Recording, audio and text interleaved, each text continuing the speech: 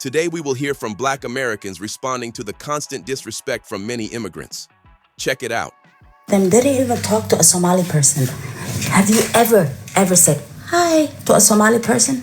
Because they're literally the kindest human beings, the most hardworking people.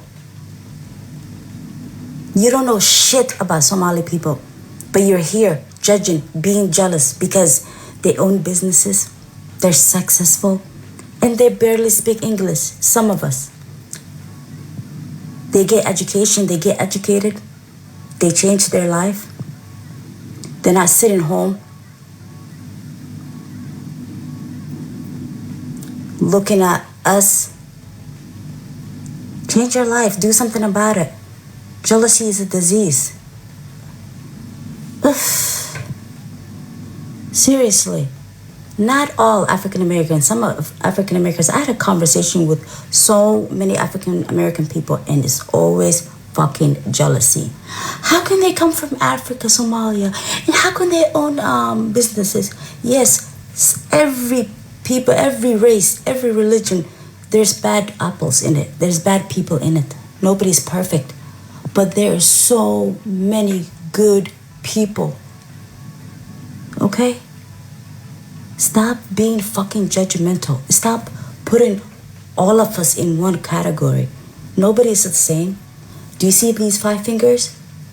Are they all the same? They're all different. We're just like that. Don't judge. Educate yourself.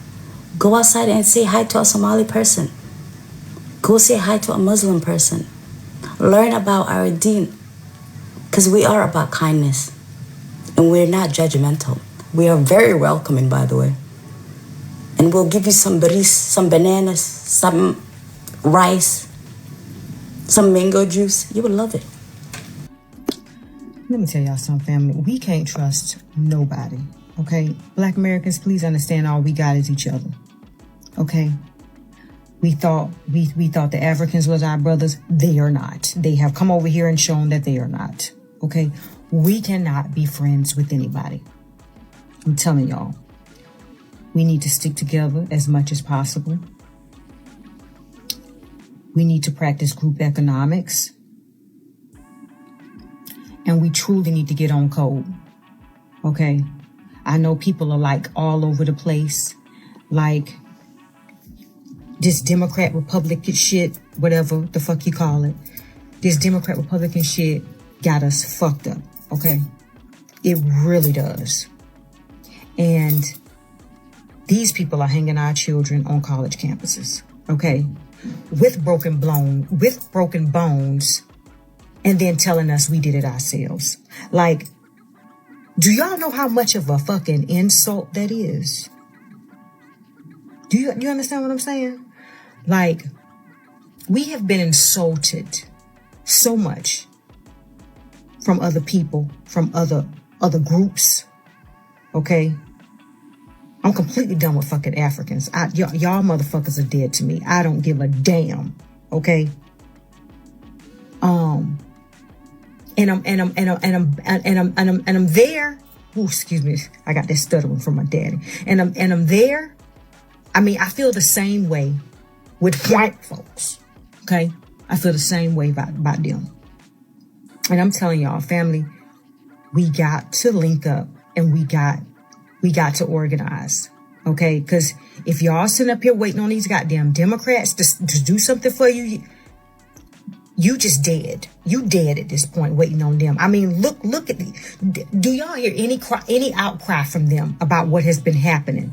Okay? All they hollering about is fucking immigrants. Okay? They trying to save their future voters. That's it. Family, I'm telling y'all, however we can, we need to get together and we need to practice group economics and we need to demolish. We literally need to replace the Democrats with ourselves. Okay? Because they are useless. I mean, look at this. They are useless. Okay? So, I mean, Democrats are useless. Immigrants are useless to us. All we have is ourselves. So, think about that shit, family. You understand what I'm saying? Like, we got to build. We got to get politically correct. Peace and blessings, family. Now, why these Africans getting out here trying to gaslight us? Talking about FBA is a hate group and it's in line with white supremacy. FBA, Foundational Black Americans, trying to get us reparations, and we're talking about being, FBA talking about being in America or a lineage in America. We've been here 500 plus years. That's the hate group. That's the CIA. Y'all can't even come up with y'all own lingo on it. We say we got the joke about the FBI and CIA. Here y'all come talking about that's what we doing in America to y'all, to the Africans that's coming over here. Y'all keep playing on the internet too. Like, y'all have been taught. Your parents, when they came over here, taught you. The government told you, don't hang with black people. Black people is bad. Y'all know how y'all parents act. Stop lying. Stop trying to gaslight us. Y'all are taught to hate us. Y'all are taught that y'all are better than us. That's why y'all keep saying it. Oh, we get more degrees, we get this, we get that. Y'all are taught to be white supremacists. Y'all are taught. When you get here, you fall in line with them white folks. And y'all saying that about us? Saying why y'all don't have this? Why? We fight for shit over here. You as an African immigrant were allowed to come over here because of civil rights that black Americans fought for. Y'all so disrespectful. And some of y'all talking about fucking reparations. That don't have shit to do with you. That's why we keep saying y'all disrespectful. It don't have nothing to do with white supremacy. It's all y'all. FBA is not white supremacy. It's y'all. You're saying, oh, well, black Americans don't like us. Most of us don't even see y'all. And then when we do, it's never a good encounter like this. Because we know y'all think y'all better than us. Just like every other immigrant, when they get over here, y'all like this shit on black people. But then turn around and say, we all black. Y'all never have believed that. That part really never makes sense. Why y'all don't have this in government? Why y'all not running this? Why y'all not running this? Like, your country is being ran by Asians. And it's majority, y'all. It's not majority of us. Can y'all? Alright. Oh, we don't have no culture, but you over here cosplaying black American. If that's not the culture, then what are you doing? What are you doing? Why are you over here like that? What are you doing? Why do you not have your traditional garb on? Why do you not have the clothes on that y'all wear over there? Why do you have on any American brands? Why? You get over here and you assimilate into this American culture and the black American culture. You know what to do and you know what you're doing and you know what the culture is. Black Americans, have y'all noticed something? How we getting attacked by all these immigrant groups here in America? We getting attacked by the Mexicans. We getting attacked by the Africans. We getting attacked by the Caribbeans. We getting attacked by the Venezuelans. We getting attacked by all these, and even the Indians now coming at us sideways. Now that's crazy. Even the Indians coming at sideways. But what's funny, we tried to be allied to these people for decades on this land. For decades on this land. Now, we've been trying to tell them, like, listen, y'all trying to get close to whiteness. Them people don't like y'all. They gonna turn on y'all. Oh, shut up. You don't know no better. You work hard. You don't work hard. We work hard. They want us because we work hard. Now they getting a wake-up call. And guess what they doing? They running to black Americans for help. Hey, I thought we was brothers. What about the black and brown community? Hey, brother, me and you are African. Me and you are African. You my brother. You supposed to stand with us. That's what they doing now. It's a reason why them Africans keep telling us lately that we African. And the reason why they saying that because they want to crowbar their way into black American society so they can be protected. No.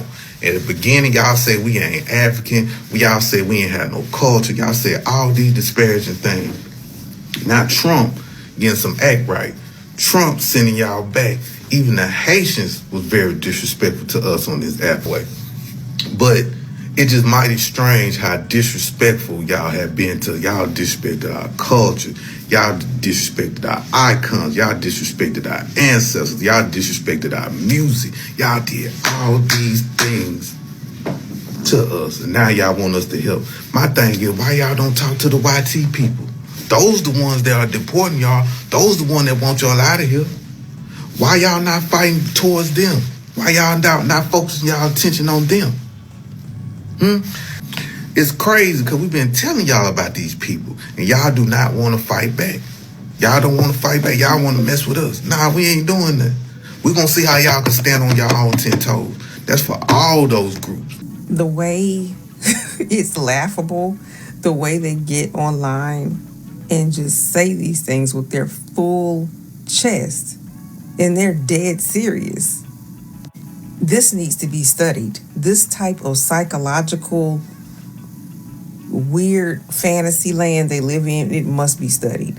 It must be studied because they get so much government assistance, food, shelter, healthcare, all of that, right? All of that. And each one of them to varying degrees. The refugees get assistance from the government. Legal immigrants get assistance from the government. And also illegal immigrants get assistance from the government, all to varying degrees, okay? And then to come out of her mouth and say that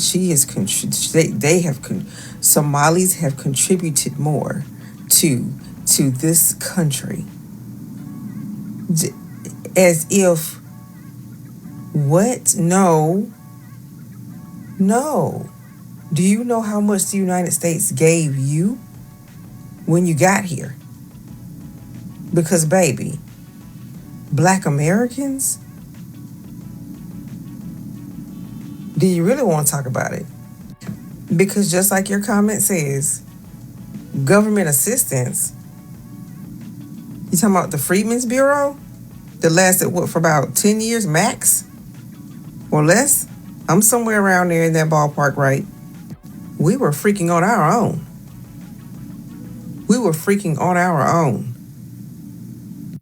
Up from chattel slavery, by the way. No airplanes flying us anywhere. Nobody saying, come from your bad state. We'll rescue you and give you a better life over here. No, it wasn't none of that. Black Americans created a better life for ourselves. And get this is how hard, quote unquote, hard working we are. Okay. We created a better life for ourselves and every other person here. Clock that. Not only that, we created pathways and helped create better lives for people around the globe. Wherever we could. Clock that. The flip, they did so much. How the flip do you even, and it makes me not even want to be bothered. Like, that one little thing she said, okay, bye. Okay, because we live in two different realities and your reality is extremely fake. It'll take too long to teach you history. It'll take too long. It's not even worth my time.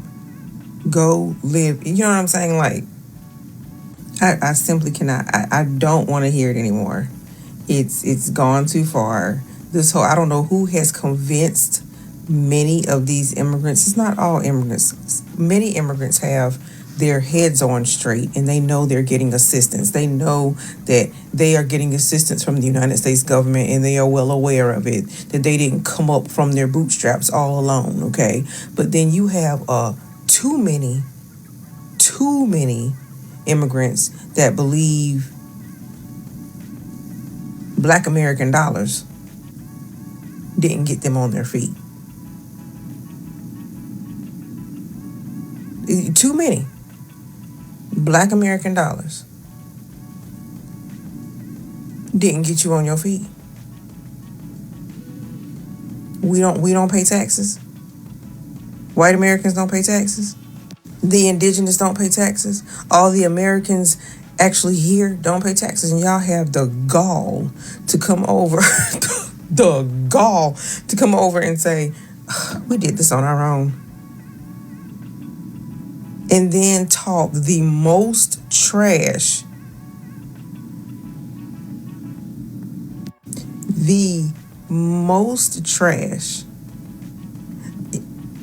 Everybody, it might be easier for everybody else to hear it, okay? But for my ethnic Black American ears to hear that all the time on this, I have to ignore it. Because then I have to watch my mouth. Because what did you just say? We pulled ourselves up from our bootstraps. We've done more for this country than anyone has done for this country.